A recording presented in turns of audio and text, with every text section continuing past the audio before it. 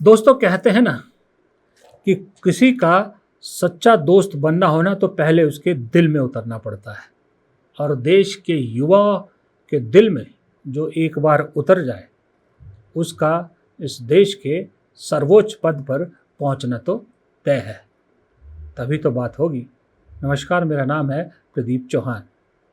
बड़ी अजब सी संसद है कि जैसे ही राहुल गांधी बोलना शुरू करते हैं, बीजेपी के कुछ चुनिंदा सांसद लगातार उन्हें डिस्टर्ब करने की कोशिश करते हैं। आज आलम यह है कि लोकसभा अध्यक्ष ने भी सही में इतना पक्षपाती होना भी ठीक नहीं होता कि दिख के पूरी दुनिया को, पूरे भारत को दिखे कि कितना पक्षपात किया जा रहा है। राहुल गांधी लगातार बोल रहे हैं और सामने ट्रेजरी बेंच से बीजेपी के सांसद लगातार उन्हें डिस्टर्ब कर रहे हैं। और जब राहुल गांधी लोकसभा स्पीकर से गुजारिश करते हैं कि उन्हें चुप कराइए, तो लोकसभा स्पीकर उल्टा राहुल गांधी को ज्ञान देते हैं। जबकि सरकार या ट्रेजरी बेंच की तरफ से कोई पहली बार का सांसद भी कुछ बोलता है और इधर से विपक्ष कुछ कहना चाहता है, तो तुरंत मास्टर क्लास शुरू हो जाती है लोकसभा स्पीकर की। लेकिन राहुल गांधी के मुद्दे पर नहीं, और अल्टीमेटली राहुल गांधी को बोलने ही नहीं दिया गया।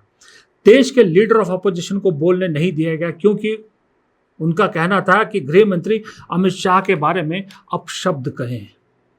जबकि राहुल गांधी ने कहा कि डरपोक गृह मंत्री है जो संसद में बैठने की हिम्मत नहीं कर सकता। इस पर माफी मांगने को कह रही थी बीजेपी। जब तक माफी नहीं मांगेंगे तब तक नहीं बोलने दिया जाएगा। और राहुल गांधी ने दो टूक शब्दों में कहा कि ये तो जिंदगी में नहीं होगा कि मैं बीजेपी और उनसे जुड़े किसी भी आदमी से कभी माफी मांगू, क्योंकि मैं कभी गलत नहीं बोलता। ये राहुल गांधी ने अपनी प्रेस कॉन्फ्रेंस में भी बात दोहराई। लेकिन चाहे संसद हो चाहे प्रेस कॉन्फ्रेंस हो, प्रेस कॉन्फ्रेंस में हालांकि राहुल गांधी ने कहा कि प्रेस कॉन्फ्रेंस मुझे मजबूरी में करनी पड़ी क्योंकि जो मैं कहना चाहता था संसद में मुझे कहने नहीं दिया गया, इसलिए मैं प्रेस कॉन्फ्रेंस के जरिए कह रहा हूं। लेकिन दोनों जगह एक चीज बिल्कुल साफ दिख रही थी कि राहुल गांधी को एक बात बिल्कुल समझ में आ गई है कि ये जो 22 करोड़ है ना, 22 करोड़ समझे आप? जी हाँ, 2029 के चुनाव में जेन जी, जिन्हें अभी जो है बीजेपी लताड़ रही है, नकारने की कोशिश कर रही है, ये 22 करोड़ मतदाता, 22 करोड़ मोटा मोटा आइडिया है कि 22 करोड़ के आसपास 2029 में वोटर होंगे। वो जो 22 करोड़ युवा है ना देश के, राहुल गांधी उनके साथ खड़े होना चाहते हैं। राहुल गांधी उनके दिल में उतरने की कोशिश कर रहे हैं, क्योंकि अब राहुल गांधी जब उनके बारे में बात करते हैं तो एक अभिभावक की तरह बात करते हैं। एक राजनेता से दूर हटके एक अभिभावक की तरह खड़े होते नजर आते हैं। और आज राहुल गांधी ने जब सवाल पूछा गया प्रेस कॉन्फ्रेंस में कि जो उनकी निशानदेही हो रही है, बच्चों को तंग किया जा रहा है, ढूंढ कर जो जंतर मंतर पे थे, जिन्होंने वीडियोस बनाए, उन्हें निशाना बनाया जा रहा है, तो आप खुद सुनिए राहुल गांधी ने क्या कहा और फिर मेरी बात से तोलिए। Because I am concerned about that. I am concerned that in the shadows, silently, the Home Minister, I know his approach and his thinking, and the establishment are right now attacking the students who are on dharna. They are using facial recognition, they are threatening them. Bajrang Dal is beating them up, is being used against them. And that is why I am standing here today. Because I want to bring attention to this. And I want every single student and their parents to know that the government is doing this. These are our children, they are our future, and the government has no business attacking them, threatening them, beating them, even touching them. They have not done any crime. If they had done some crime, I would be the first person to say they have done a crime, they should be punished. But these boys and girls have done nothing wrong. They cannot and should not be punished. अब ये देखिए, ये सीधा सीधा संदेश है उन Gen Z को कि जब तक मैं खड़ा हूं तब तक आपका कोई कुछ नहीं बिगाड़ सकता। और भले कोई दूसरा, तीसरा, चौथा जेनजी की स्ट्रगल का क्रेडिट लेने की कोशिश करे, लेकिन असल हकीकत यह है कि लड़ाई वहाँ ख़त्म नहीं हुई। वो लोग तो उस दिन अनशन खत्म करने के बाद चुपचाप बैठ गए कहीं पर जाके। जो बच्चों को तंग किया जा रहा है, इन बच्चों को लेकर कोई स्टेटमेंट या कुछ इस तरह की बात नहीं कर रहा, न केजरीवाल जी कर रहे हैं, ना सोनम वांगचुक कर रहे हैं, बल्कि ये जो पार्टी है सीजेपी पार्टी, ये भी एक आध बयान देकर अपनी ड्यूटी पूरी करनी। लेकिन असल लड़ाई इस वक्त दिख रहा है कि कांग्रेस पार्टी लड़ रही है और लीड राहुल गांधी कर रहे हैं, विपक्ष लड़ रहा है, जिसमें समाजवादी पार्टी भी शामिल है कि असल कल्प्रिट को सजा दिलाने की बात ही खत्म हो गई। ये तो 3 मांगों में से एक थी, और दूसरी मांग उसमें ये थी कि भाई सारे मुकदमे वापस लिए जाएंगे, उस पर भी कुछ नहीं हो रहा है। अब राहुल गांधी ने संदेश दे दिया कि मैं ये होने नहीं दूंगा। तो अब आप बताइए, ये जो जेनजी है, जो सोच में, सब कुछ चीज़ों में, पॉलिटिकल समझ में, अपने विचार खुले तौर पे व्यक्त करने में हम सब से कहीं आगे हैं, उन्हें ये बात समझ में नहीं आ रही कि कौन उनके लिए खड़ा है। राहुल गांधी ने ठीक कहा आज कि दरअसल ये जेनजी जो युवा हैं, ये अपने माँ बाप से बहादुर हैं। माँ बाप में हिम्मत नहीं हुई 12 साल से कुछ कहने की, लेकिन ये युवा नहीं डरे। और बीजेपी गलती कर रही कि इनको कह रही है, इनको समझाने की कोशिश कर रही कि कांग्रेस राज में ये हुआ ये हुआ। किसे समझाने की कोशिश करें, समझ से परे हैं कि ये 12 साल से तो आप है, 12 साल पहले इनमें से ज़्यादातर बच्चे तो कोई 5 साल का था, कोई 6 साल का था, कोई 10 साल का था ज़्यादा से ज़्यादा। उस वक्त की इनको कुछ क्या याद होगी, उनको क्या समझ। उन्होंने तो जो देखा है मोदी काल ही देखा है। सवाल इसीलिए पूछे जा रहे हैं, और सवाल इसीलिए तीखे सवाल पूछे जा रहे हैं। ये नहीं हो सकता कि आप पुरानी चीज़ों को कुरेद के उसको ढकने की कोशिश करो। जंतर मंतर पे हम सब ने बच्चों की वीडियोज और बच्चों के रिएक्शन देखें कि क्या सोच है ये जो पुरानी चीज़ें ले आती है बीजेपी। अच्छा, एक चीज़ और, क्यों मैं कह रहा हूँ कि जेनजी के दिलों में उतरने की कोशिश राहुल गांधी कर रहे हैं। भाषा इनकी हमको अलग लगती है, जेनजी की भाषा। संसद के अंदर भाषा जो होती है वो अलग होती है ज़्यादातर, लेकिन राहुल गांधी आज जब संसद में जितना भी बोले, जेनजी की भाषा संसद के अंदर या संसदीय भाषा में जेनजी का टच देने की कोशिश करते हुए नजर आए। आपको मैं एक बड़ा इंसिडेंट सुनाता हूं जो आज बहुत चुभा, खास करके अंधभक्तों को चुभा, जब राहुल गांधी ने सदन में खड़े होकर बताया कि मुझे एक 18 साल की लड़की ने अंधभक्त की डेफिनेशन बताई। अब इस डेफिनेशन में एक शब्द भी इस्तेमाल किया उन्होंने, इडियट, जिसको हिंदी में आप महामूर्ख कह सकते हैं। अब राहुल गांधी का ये अंधभक्त की डेफिनेशन सुनिए, और इसमें महामूर्ख किसको उन्होंने कहा है ये आप खुद अंदाजा लगाइए। इसको कहां डाला जाए? She says to me, अंधभक्त is a person who is absolutely convinced that another idiot is God. So these are the 3 categories: student, idiot, and andhbhakt who follows the idiot. Now,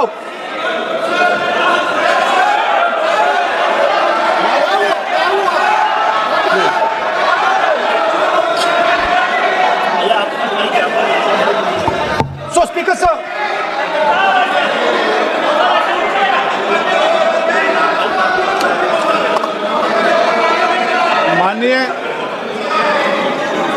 माननीय प्रतिपक्ष के नेता है आप, now super सदन की गरिमा रखते हुए विधेयक पर ही चर्चा करें तो उचित रहेगा।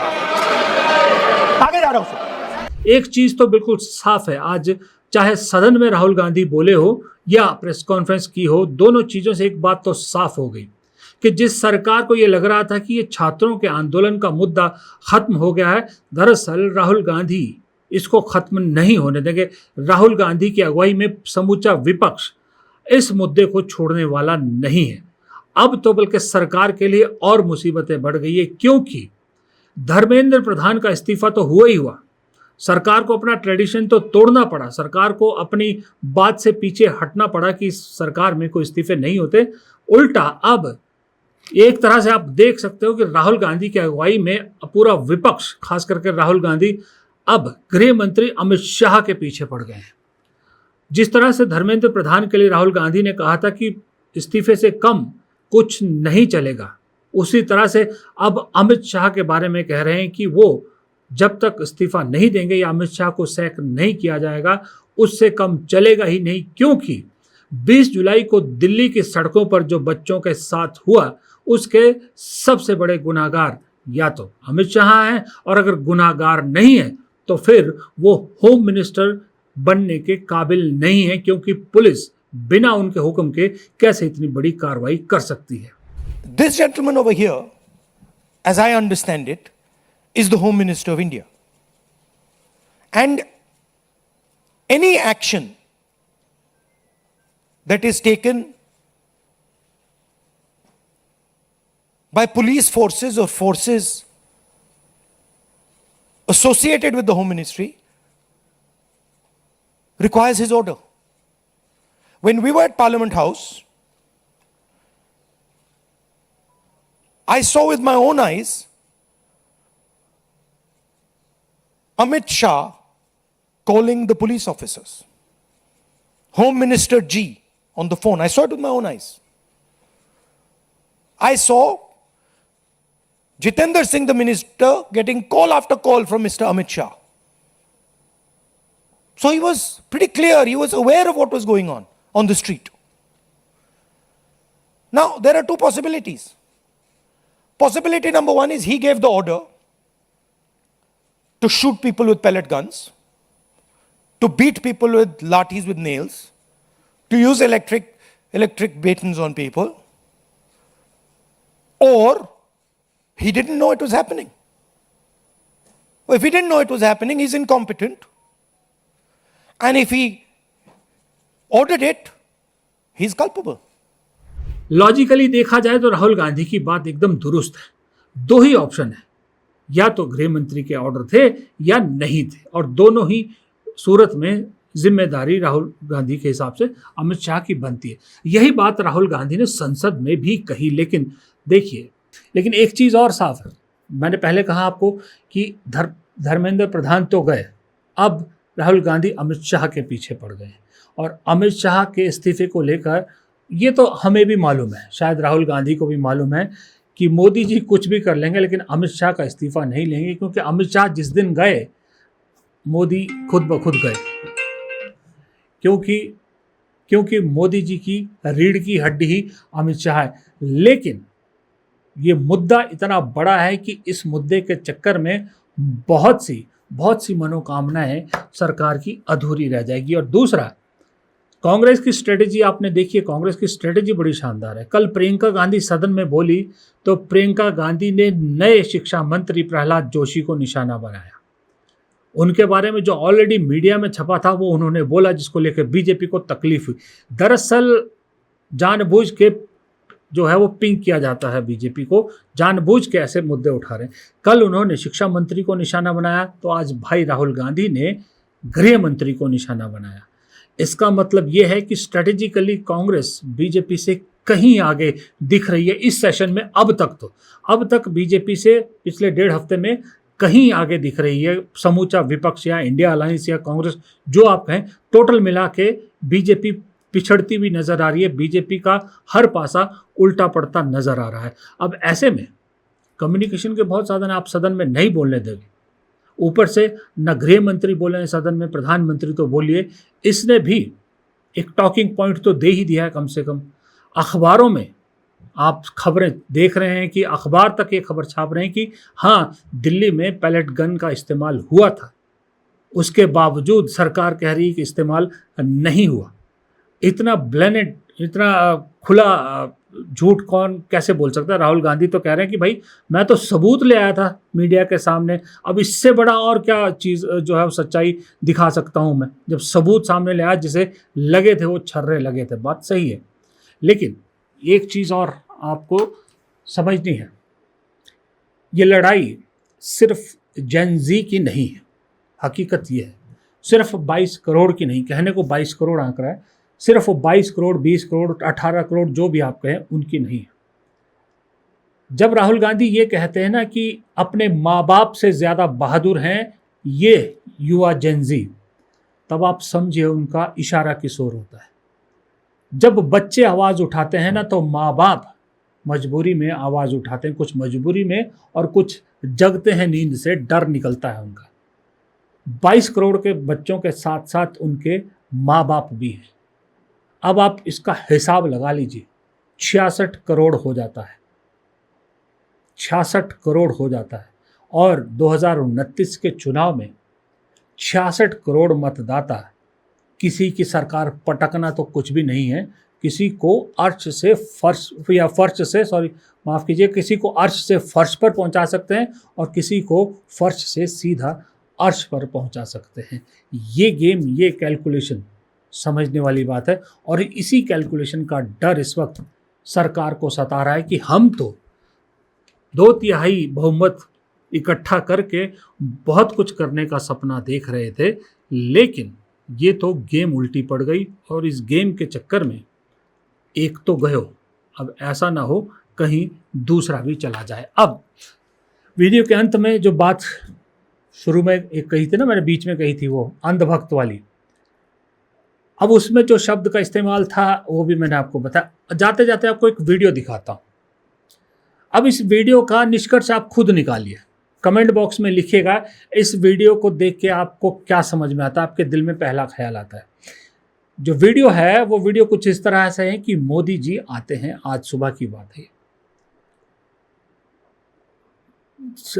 सरेआम दिख रहा है कि जेपी नड्डा उनकी गाड़ी में साथ बैठे हैं, मोदी जी आगे की जगह पिछली सीट पर बैठे हैं। पहले हैरानी की बात तो ये।